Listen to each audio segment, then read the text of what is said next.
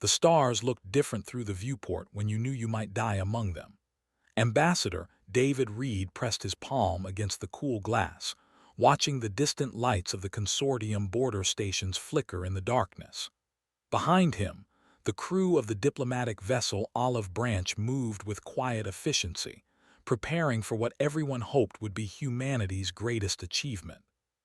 3 ships, 3 unarmed vessels carrying everything Earth wanted to share with the galaxy, art from every continent, music that made people weep and laugh, scientific discoveries that could cure diseases and feed billions, and most importantly, the message that humanity was ready to join the cosmic community as friends, not conquerors.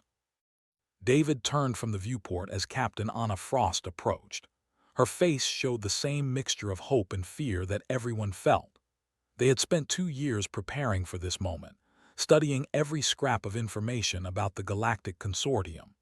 The alien civilization controlled thousands of worlds, maintained peace through overwhelming force, and had never encountered a species quite like humanity. "We're approaching the meeting coordinates," Anna said quietly. Their response. Still waiting. David checked his communication pad for the 100th time. They had been broadcasting messages for 6 hours in every language they had decoded from consortium transmissions. Mathematical proofs, chemical formulas, even something as simple as images showing Earth's beauty and diversity. Anything to prove they came in peace. Dr. James Lloyd rushed over, his eyes bright with excitement despite the tension. The xenobiologist had dedicated his life to this moment. "Ambassador, I've analyzed their communication patterns. They're definitely receiving us. The delay suggests they're debating among themselves." "Debating whether to talk or shoot," Anna muttered. David didn't disagree. Earth's location made them valuable. The sector of space humanity called home was rich in rare minerals and intersected several major trade routes. For centuries, the consortium had avoided the area because of something they called the barrier, an energy field that disrupted faster-than-light travel. Humanity had only recently figured out how to navigate it safely. Now Earth wanted to share that knowledge freely. The communication console beeped, every head turned. A 3-dimensional image materialized in the center of the bridge.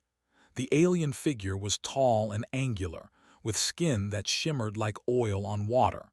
High Chancellor Dreth of the Galactic Consortium.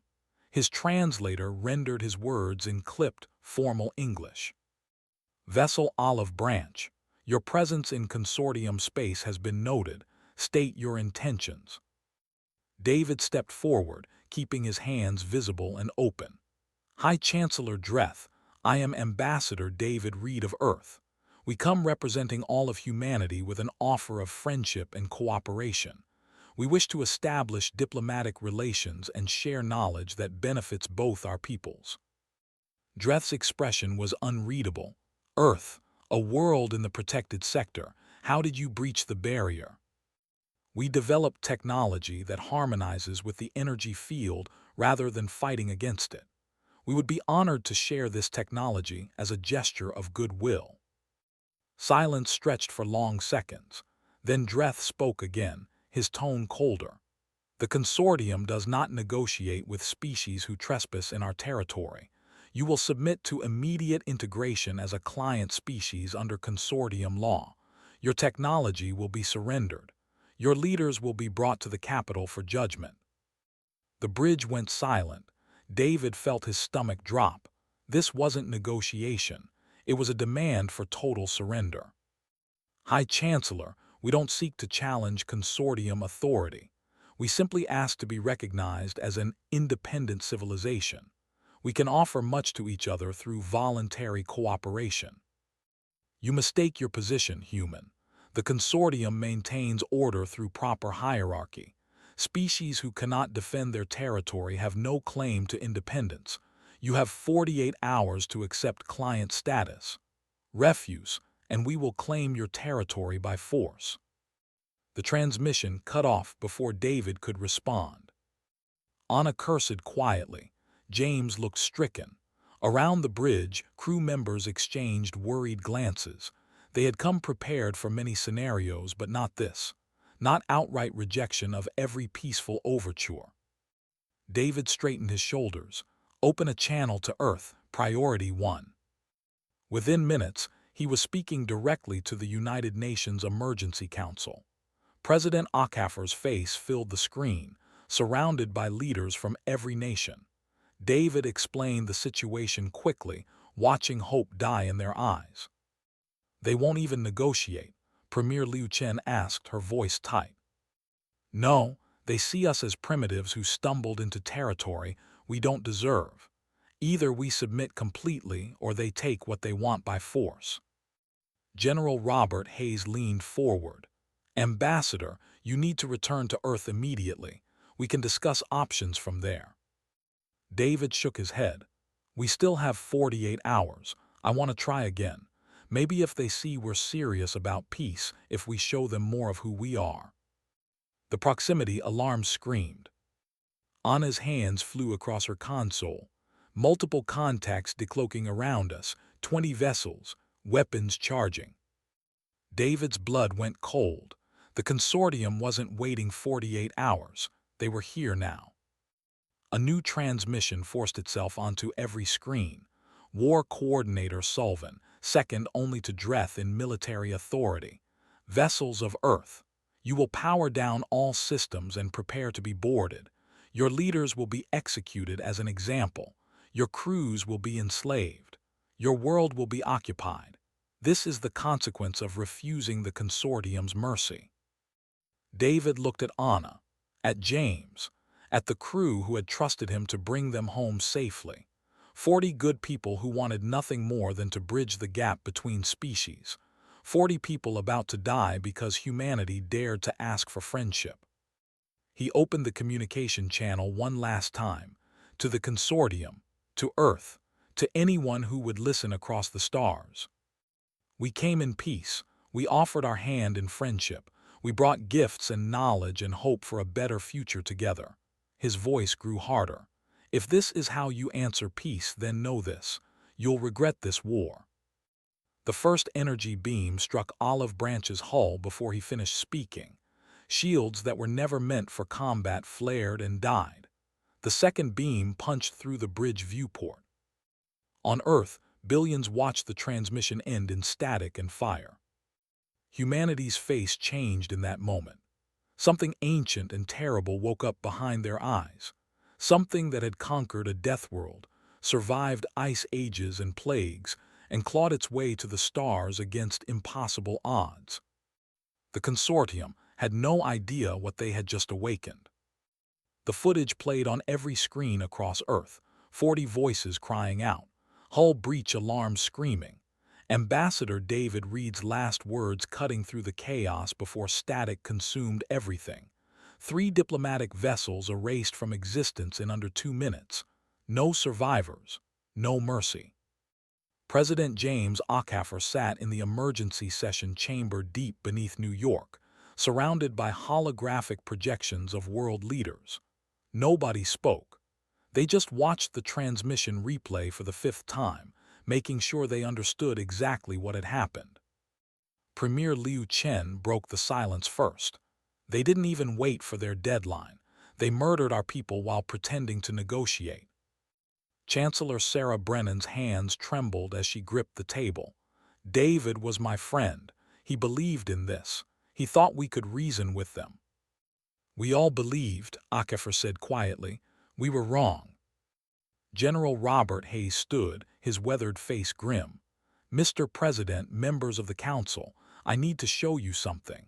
Authorization code Hayes 77 Delta. The holographic displays shifted. Star charts appeared, marked with dots and symbols that most of the civilian leaders didn't recognize. Then images of massive shipyards orbiting Mars, construction facilities on Luna that shouldn't exist, weapon systems hidden in asteroid belts. What is this? Liu demanded. Hayes took a breath. 200 years ago, Earth achieved global peace. We dismantled our weapons, united our governments, and turned our eyes to the stars. But we remembered our history. We remembered what happens when the strong meet the weak unprepared. He gestured to the images. We built defenses, just in case.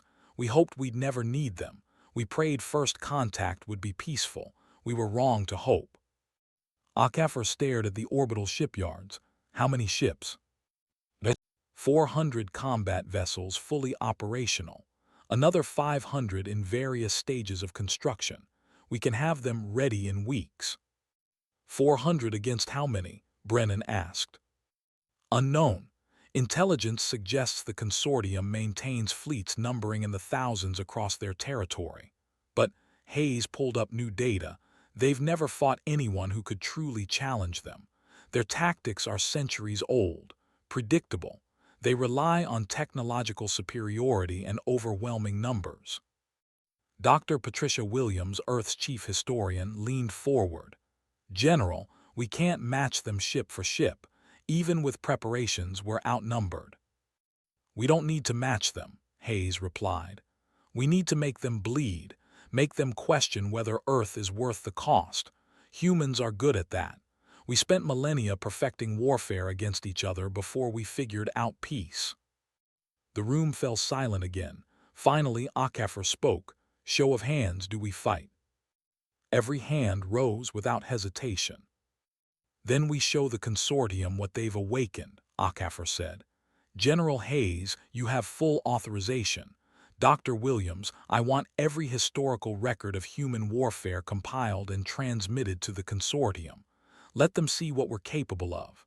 Let them understand who they're threatening. Within hours, Earth transformed. Factories shifted production to military equipment. Orbital construction accelerated around the clock. Scientists who had spent careers developing peaceful technologies turned their genius toward weapons. Veterans who hadn't touched a rifle in decades reported for duty. But it wasn't bloodlust driving them. It was grief and determination. David Reed had been a good man. So had the 39 others who died with him. They deserved better than to be forgotten. They deserved justice. Admiral Christine Porter took command of the defense fleet from Luna Base. She had fought in the Unity Wars, back when humans still killed each other over borders and ideologies. She remembered what humanity could do when pushed. She just hoped the consortium didn't. Compile everything, she ordered her intelligence staff. Every battle humans ever fought, every strategy, every weapon. I want to know what worked when we were killing each other so we know what will work now. The data was staggering. Thousands of years of warfare. Tactics developed across every terrain Earth could offer. Weapons that ranged from crude clubs to nuclear warheads. Humanity had spent more time fighting than any species should. And they had gotten very, very good at it. Dr. Williams prepared the transmission to the consortium. Historical records, casualty figures, battle analyses. She included everything. The world wars that killed millions. The nuclear exchanges that nearly ended civilization. The biological weapons that humanity had thankfully never fully deployed. The Unity Wars that finally taught Earth the cost of division. The message concluded with simple text. This is what we did to ourselves. Imagine what we'll do to you. The consortium's response came within days. High Chancellor Dreth appeared on every broadcast channel, his message transmitted across the galaxy. The species called humanity has violated consortium space and murdered peaceful diplomatic vessels. The lie was breathtaking in its audacity. They threaten galactic stability with weapons of mass destruction and barbaric warfare tactics. The consortium has no choice but to defend civilization itself. A punishment fleet is being dispatched to pacify Earth and remove this threat. On Earth, people watched the broadcast in stunned silence. Then someone started laughing. The sound spread. Humans across the world laughed at the sheer absurdity of the lie. They had recordings. They had proof. The whole galaxy would eventually know the truth. But first, they had to survive. Admiral Porter reviewed the incoming intelligence. The consortium punishment fleet consisted of 200 vessels, heavily armed, experienced crews. They would arrive at Mars in 3 weeks. She smiled grimly. Mars was perfect. Commodore Stone, she opened a channel to the Mars Defense Coordinator. How are our preparations? Richard Stone appeared on screen, floating in zero gravity aboard Phobos Station. Phobos and Deimos are fully armed. Nobody knows these moons aren't natural formations anymore. The asteroid belt positions are ready. Fighter wings are drilled and waiting. Good, let them come thinking they're overwhelming primitives. We'll show them what a Deathworld species looks like when it stops being polite. Across Earth, similar conversations happened. Every defense point checked and rechecked, every weapon tested, every soldier trained. But in the quiet moments, people mourned. Children asked why the aliens wouldn't be friends. Parents struggled to explain that sometimes kindness was met with cruelty. Teachers showed students the footage of Ambassador Reed's last transmission, making sure they understood what was being defended. Peace, the right to exist, the chance to reach for the stars without bowing to tyrants. On the final day before the consortium fleet arrived at Mars, President Akaffer addressed Earth. Our ambassadors went in peace. They were murdered for it. Now the consortium comes to finish what they started. They think we're weak. They think we'll surrender. They don't understand that humans have survived everything this universe could throw at us. Ice ages, plagues, our own worst nature. We're still here, still standing, still reaching for something better. He paused, looking directly into the camera. To the consortium fleet approaching Mars, turn back. You were wrong to kill our people. You're wrong to come here. Leave now and we'll settle this peacefully. But if you continue, if you fire one shot at our world or our people, then God help you, because we won't. The consortium fleet didn't respond. They just kept coming. Admiral Porter gave the order. All stations battle ready. Remember what we're fighting for. Remember who we lost. Make them pay for every meter. Mars orbit went silent, waiting for the storm. Fleet Commander Voorhees reviewed the tactical display with satisfaction. 200 consortium warships in perfect formation, approaching Mars like a wall of inevitable death. The red planet hung in the void ahead, looking small and defenseless. Orbital scans showed minimal activity. A few civilian stations, some mining operations, nothing that could challenge military might. These humans are fools, his tactical officer reported. They evacuated their colonies but left no defensive positions. They're cowering on their homeworld. Voorhees agreed. The intelligence reports suggested humanity possessed some military capability but nothing compared to consortium power. This would be a quick demonstration. Crush Mars, move to Earth, accept their surrender. The entire campaign would take perhaps a month. He opened a general broadcast. Attention Mars installations. You have one opportunity to surrender. Power down all systems and prepare for consortium occupation. Resist and you will be destroyed. Silence answered him. Very well, all ships attack formation. Target anything that. The tactical display exploded with warnings. Phobos, Mars's largest moon, came alive. Massive weapons batteries emerged from what intelligence had classified as simple mining operations. Rail guns the size of city blocks opened fire. The first salvo caught the consortium fleet completely unprepared. 15 ships vanished in the opening seconds. Explosions blossomed across the void. Evasive action, Voorhees screamed.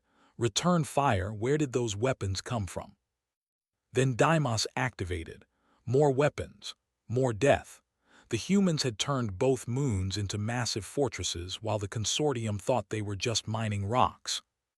Voorhees' second-in-command clutched his station as the flagship shook. Sir, those aren't standard weapons.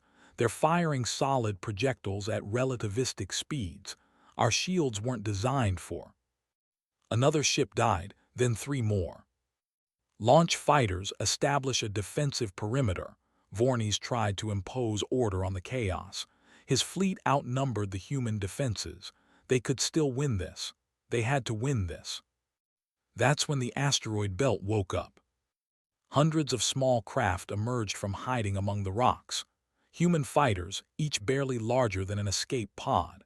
They moved with impossible precision, coordinated like a single organism. No communication delays, no hesitation. They targeted life support systems, engine clusters, sensor arrays. Every attack calculated for maximum damage with minimum exposure.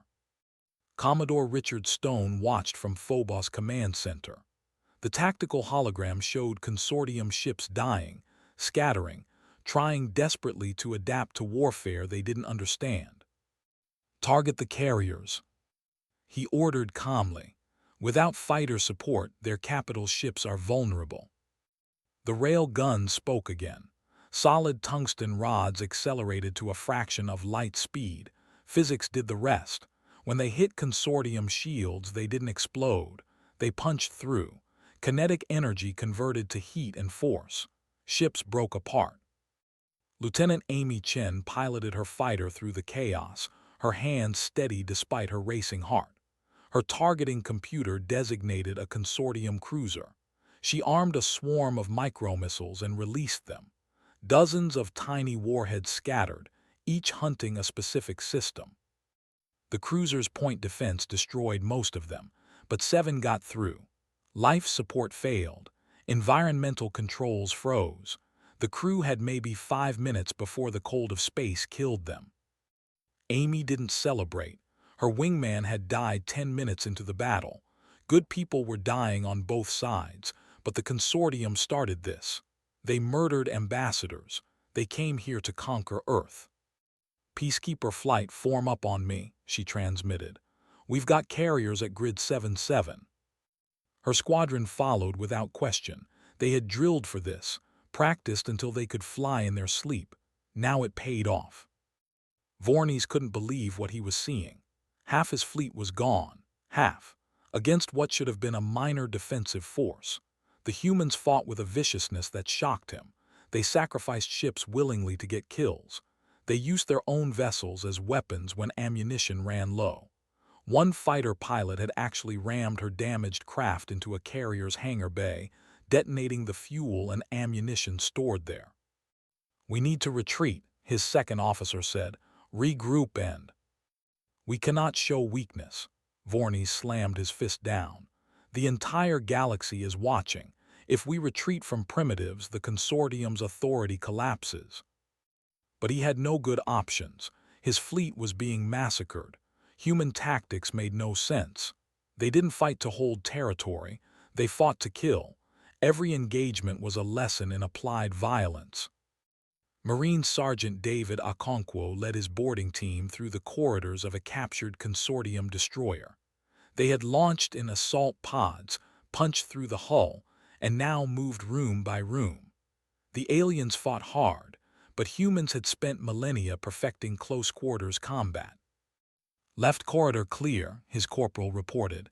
"Prisoners secured." David nodded. "Treat them according to protocol. Medical attention for wounded. No abuse." He meant it. Humans could be brutal in combat, but they had rules, lines they wouldn't cross, even against enemies who had crossed every line first. The irony wasn't lost on him. Humans had finally learned to be civilized, and the galaxy punished them for it. After 6 hours of continuous combat, Vornes faced reality. Of his 200 ships, only 47 remained combat effective. The humans were offering surrender terms, medical treatment, fair treatment under something they called war conventions. He had no choice. The alternative was complete annihilation. The consortium fleet powered down weapons. Human ships surrounded them warily. Nobody trusted this to last, but for now, the killing stopped. Admiral Porter broadcast from Luna. "Consortium forces, you are now prisoners of war. You will be treated with dignity and care. Your wounded will receive medical attention. You will be allowed to contact your government. This is who we are. We offered you peace. You refused. We gave you war. You lost. Now we offer mercy. Remember that." Across the galaxy, Species who had lived under consortium rule for centuries watched the broadcasts in stunned silence. The invincible fleet had been destroyed. By humans. By a species nobody had heard of until weeks ago. On Earth, people celebrated briefly. Then they remembered this was just the beginning. The consortium wouldn't accept defeat. They would come back with more ships, more anger, more determination. President Akafer addressed the planet. "We won a battle, not the war. They'll return. We need to be ready." General Hayes was already working on preparations. The captured consortium vessels would be studied, their technology analyzed, their tactics dissected. Every scrap of information would be used to prepare for what came next. Because everyone knew the truth, the consortium's pride wouldn't allow this insult to stand. They would gather their full strength. They would come for Earth with everything they had. And humanity would be waiting. News of the Mars battle spread across the galaxy like wildfire through dry grass. In markets, council chambers, and private homes spanning thousands of light years, species watched footage of human fighters tearing through consortium vessels. They watched prisoners being treated with dignity. They watched Fleet Commander Vorney surrender to Admiral Porter with tears running down his face. President Callas of the Tauran Republic sat alone in her office, replaying the human ambassador's final transmission. Her people had surrendered to the consortium a century ago after a brief, brutal war. They had accepted client status rather than extinction. She had spent her entire career telling herself it was the right choice. Now she wasn't so sure. "Madam President," her aide entered quietly, "the street protests are growing. People are demanding we declare independence." Callas looked out her window at the crowds below. Tauran citizens waving hastily made flags, chanting slogans about freedom. A century of submission cracking in a single day.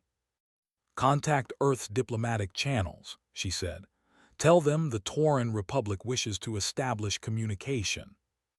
Halfway across the galaxy, Merchant Captain Felix Grant sat in a crowded bar surrounded by traders from a dozen species.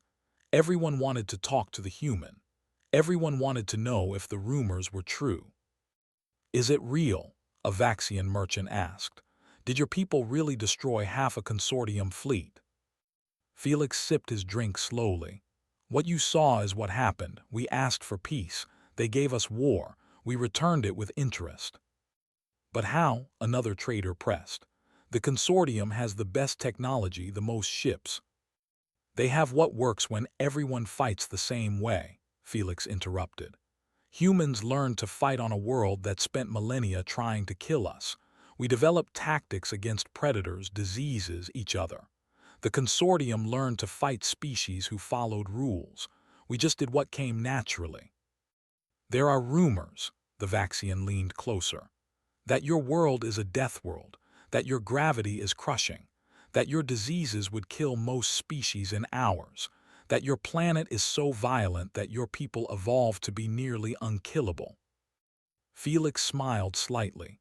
"Earth has weather that can level cities, animals that hunt in packs, plants that can poison you with a touch, diseases that wiped out millions before we learned medicine. And yes, our gravity is about 40% higher than galactic standard. We're not unkillable. We just don't quit easily." On the consortium capital world of Draken Prime, High Chancellor Dreth raged. His council chambers shook with his fury as he threw data pads and smashed displays. "Explain to me how 200 warships were defeated by primitives." War Coordinator Sullivan stood rigid. "The humans anticipated our tactics. They fortified positions we thought insignificant.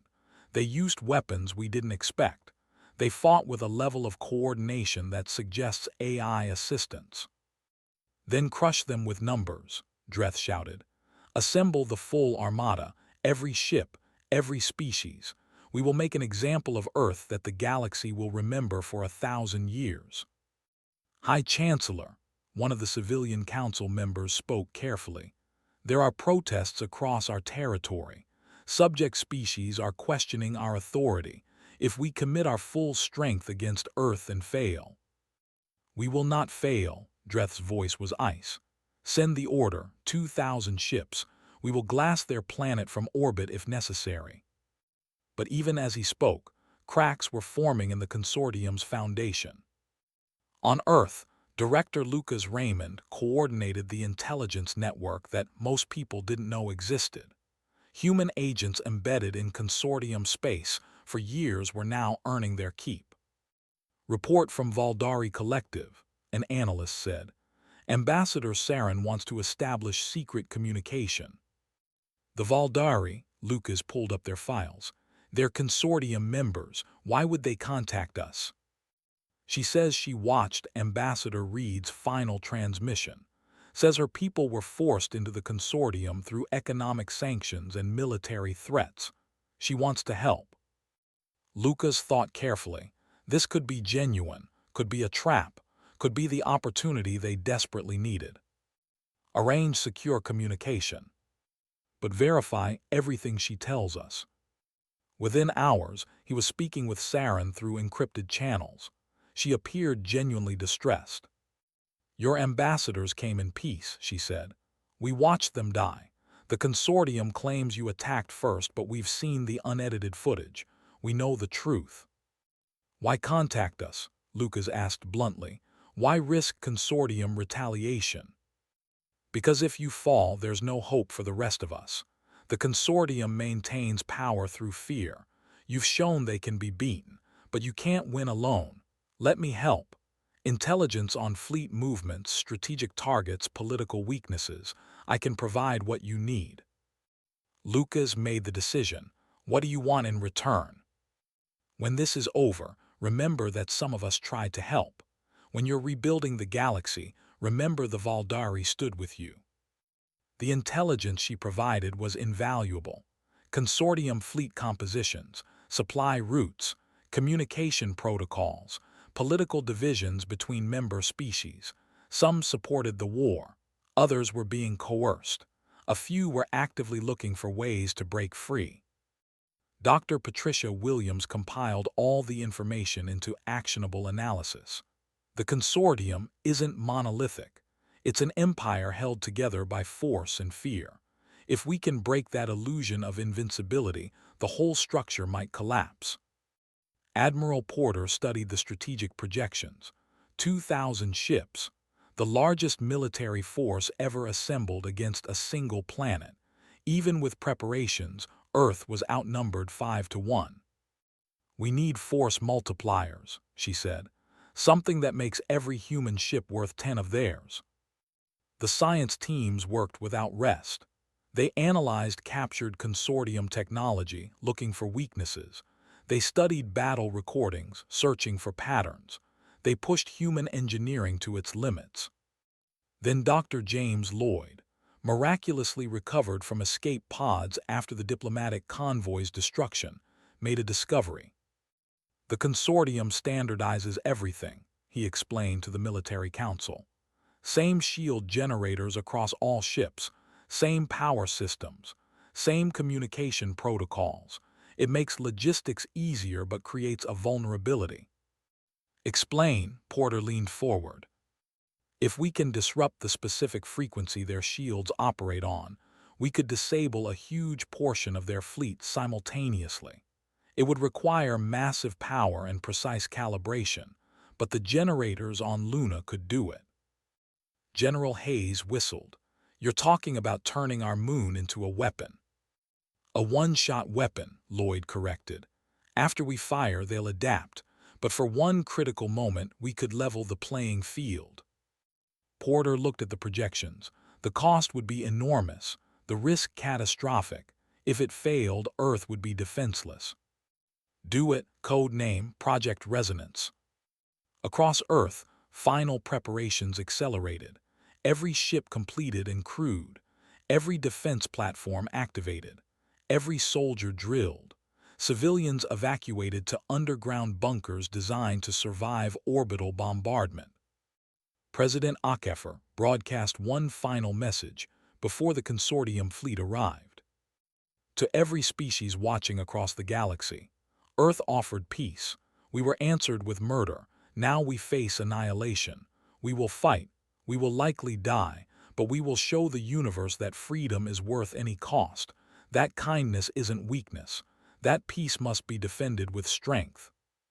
He paused, looking directly at the camera. "And to the consortium, you had your chance. Ambassador Reed gave you every opportunity to choose friendship. You killed him for it. Now you send an armada to finish what you started. Come then. Come with your thousands of ships. Come with your threats of annihilation. But know this, when this is over, when the smoke clears and the fighting stops, the galaxy will remember that humanity stood alone against tyranny and never surrendered." The consortium armada entered human space 3 days later, 2,000 warships that blotted out the stars. They came expecting quick victory. They came ready to make an example of Earth. They had no idea that humans had turned their entire solar system into a weapon, or that species across the galaxy were watching, hopping, praying that the Deathworld species could do the impossible one more time. High Chancellor Dreth stood on the bridge of his flagship Sovereign Will, watching Earth's solar system materialize on the tactical display. 2,000 warships under his direct command, the largest military force the consortium had ever assembled.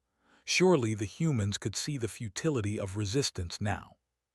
"Broadcast our final terms," he ordered. "Unconditional surrender within 1 hour or we begin planetary bombardment." The transmission echoed across every frequency. Then came Earth's response. Not a message, just coordinates pointing to empty space beyond the solar system's edge. Admiral Porter's voice followed. "You wanted to see our homeworld, Chancellor. First, you'll meet our friends." Dreth frowned. What friends? Intelligence showed no allied species. The humans stood alone. His answer came from the Kuiper Belt. Thousands of automated weapons platforms activated simultaneously. Not ships, just weapons. Missiles, rail guns, energy beams. Each platform was small, cheap, expendable. Each carried just enough firepower to damage one ship before being destroyed. The Sentinels, humans called them. A defensive swarm designed for one purpose: make invaders bleed before they even saw Earth.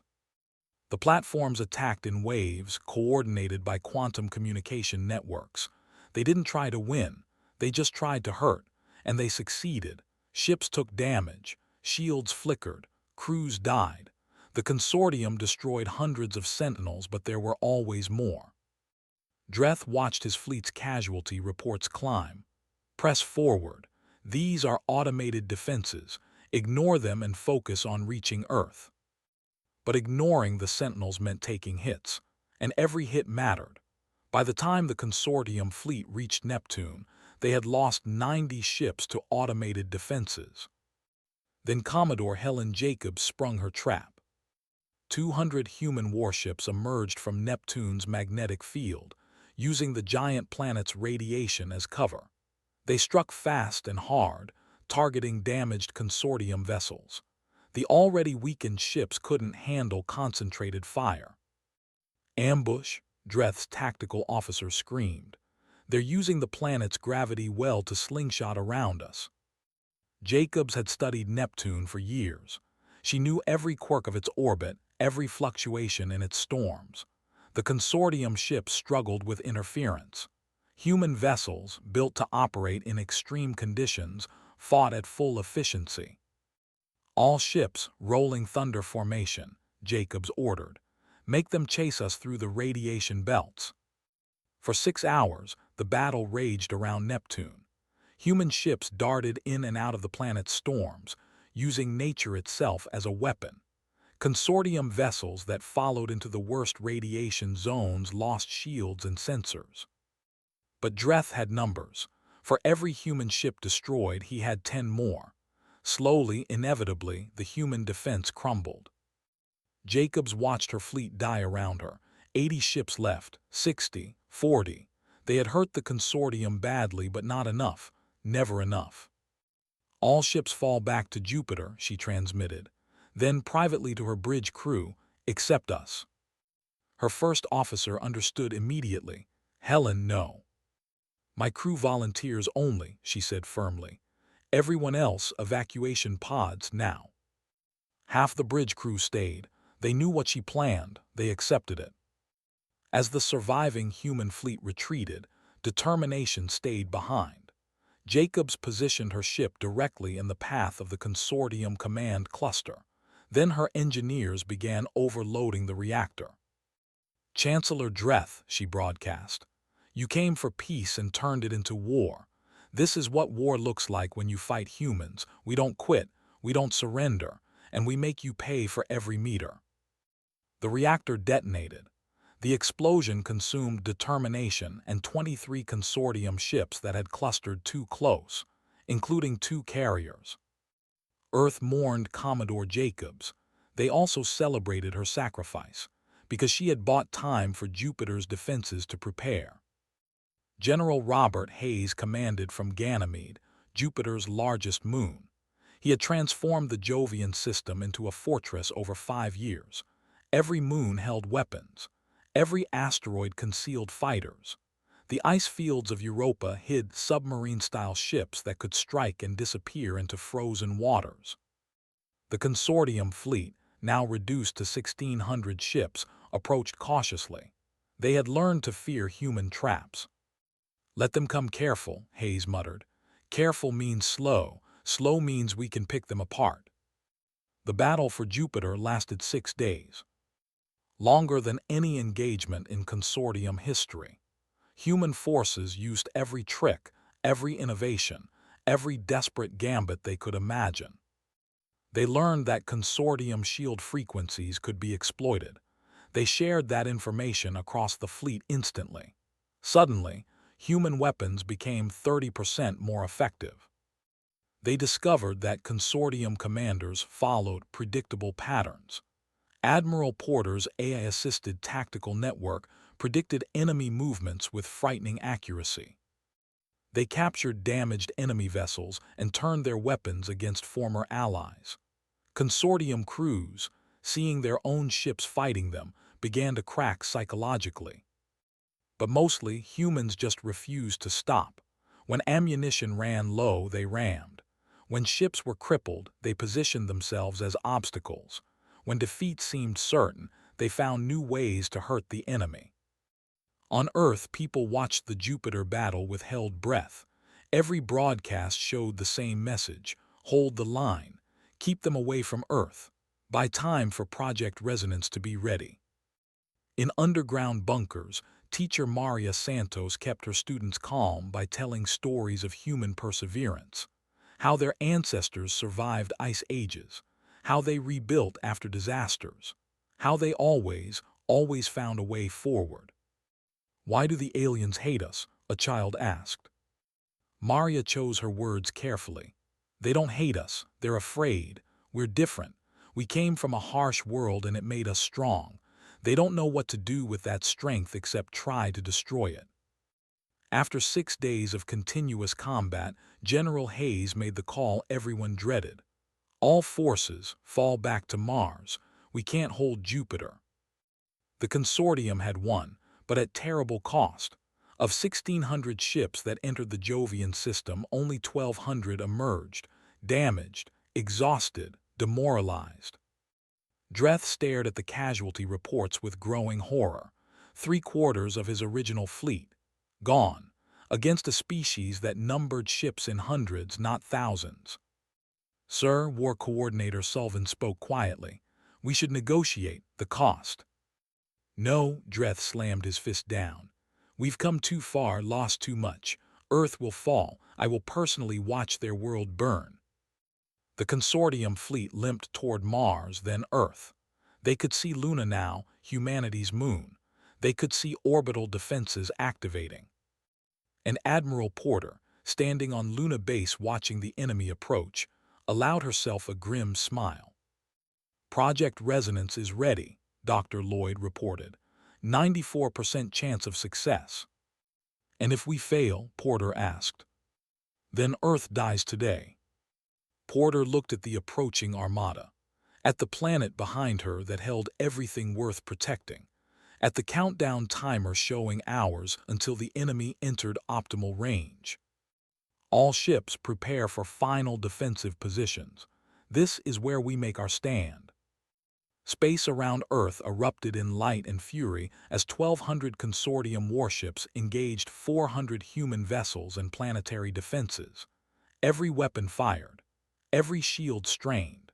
Ships died on both sides, burning trails across the void that had once seemed so peaceful. Admiral Christine Porter stood in Luna Base Command Center, watching the tactical display with calm eyes. Around her, officers called out status reports: hull breaches, shield failures, casualties mounting.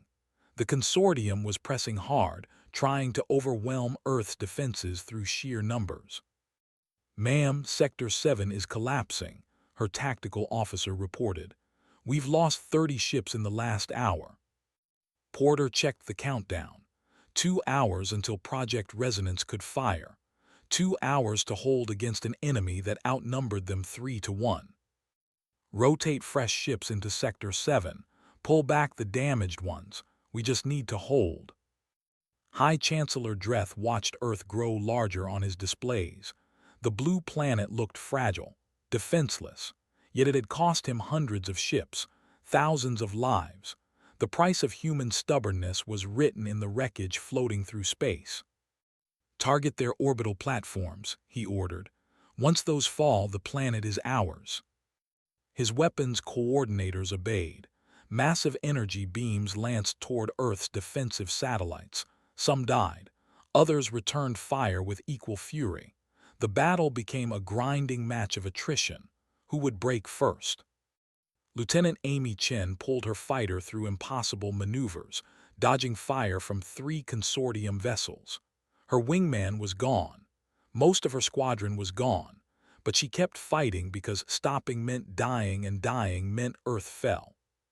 She spotted an opening, a consortium carrier with damaged shields, her last missiles locked on. "For Ambassador Reed," she whispered and fired. The missiles found their mark. Secondary explosions rippled through the carrier. It wouldn't be killing any more humans today. Marine Sergeant David Okonkwo led his team through another boarding action. They had captured 2 consortium destroyers by cutting through airlocks and fighting deck by deck. It was brutal, close-quarters combat where human strength and determination made the difference. "Secure the bridge," he ordered, "then turn their weapons on their own fleet." His Marines moved with practiced efficiency. They had done this before. They would do it again if they survived. On Earth, billions watched from underground bunkers. Parents held children. Teachers maintained calm. Everyone understood what was happening above their heads. Humanity's final stand against overwhelming odds.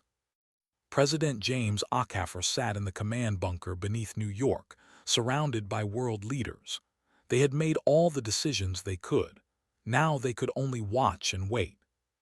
"Mr. President," an aide reported, "casualty reports coming in. We've lost 140 ships. Consortium has lost 300. The ratio was good, but ultimately meaningless if they ran out of ships first. Porter checked the countdown again. 1 hour. She opened a channel to Dr. James Lloyd. "Status on Resonance." "Charging as planned." Lloyd's voice was tight with stress. "But Admiral, if this doesn't work?" "Then we did our best. That's all anyone can ask." She turned to her fleet. "All ships, this is Porter. In 1 hour we activate our last trick. Until then we hold. We've bled them, we've hurt them. Now we finish it, make every shot count, make every second matter. Show them why you don't threaten Earth." The human fleet responded with renewed determination. Ships that had been falling back steadied. Weapons that had been conserving ammunition opened up. If this was the end, they would go down fighting. Dreth felt victory approaching. The human fleet was weakening, their defenses cracking. Soon he would land troops on Earth and personally oversee the occupation. The galaxy would learn what happened to species who defied the consortium. "Sir, the humans are pulling back," his tactical officer reported. falling to minimal safe distance from their moon. "They're retreating," Dreth smiled. "Press the attack, don't let them regroup." The consortium fleet surged forward, sensing weakness. They moved into tight formation for maximum firepower, exactly what Porter had been hoping for. "Resonance is ready," Lloyd transmitted. "On your mark." Porter watched the enemy fleet cluster together, chasing her ships, watched them move into optimal range, watched the countdown hit 0. Fire. Luna's surface split open. Massive generators that had been built in secret over decades activated simultaneously. They had one job: generate an electromagnetic pulse tuned precisely to the consortium's standardized shield frequency. The wave propagated outward at light speed, invisible, unstoppable, perfect. 800 consortium ships lost shields instantly. Their standardization, meant to simplify logistics, had become their doom. Only ships with modified or damaged systems retained protection. "All ships attack now," Porter's voice rang across every channel. "Hit them while they're vulnerable." The human fleet fell on the defenseless consortium vessels like wolves. Railguns fired, missiles launched, energy weapons burned. Ships that had been invulnerable minutes ago died by the dozens. Dreth watched in horror as his fleet disintegrated. Restore shields, retreat, defensive formation. But human ships were already among them, too close for safe retreat, too aggressive to shake off, and every second more consortium vessels died. War Coordinator Sullivan grabbed Dreth's arm. "We must surrender. We've lost. Accept it." "Never," Dreth shook him off. "We are the consortium. We do not yield to primitives." Marine Sergeant Okonkwo and his team breached Sovereign Will's hull. They fought through corridors filled with desperate consortium soldiers, fought toward the bridge, toward Dreth himself. The Chancellor stood defiant when they finally reached him. "I will not surrender." Okonkwo leveled his weapon. "Then you'll die, your choice." For a long moment they stood frozen, then Dreth's shoulders slumped. "What are your terms?" "Medical treatment, fair trial, that's all we offer, that's all we promised." Across the battlefield, consortium ships surrendered by the dozens. Some tried to flee. Human forces accepted surrenders and destroyed those who fought on. When the smoke cleared, only 200 consortium vessels had escaped. The rest were captured or destroyed. The greatest fleet ever assembled had been shattered by a species the galaxy barely knew. Porter broadcast across every channel. "Cease fire, accept all surrenders, render aid to damaged vessels. This is over." Earth had survived, bloodied, damaged, but standing. 5 years later, Ambassador Saren of the Valdari stood in the new Galactic Council chambers. Representatives from hundreds of species gathered to ratify the peace accord. The consortium was dissolved, its member species freed. Earth held a seat of honor, not because they had won a war, but because they had tried to avoid it, because even in victory they had shown mercy. President Akafer addressed the gathered species. "We came in peace. We were answered with violence. We fought because we had to. Now we offer again what we offered before: friendship, cooperation, peace. Not because we're weak, but because it's right." The galaxy accepted, because they had learned what Earth tried to teach from the beginning. Peace isn't the absence of strength. It's the choice to use strength wisely. And every species remembered the warning carved above Earth's memorial to the fallen. "We came in peace. If you answer peace with war, you'll regret it."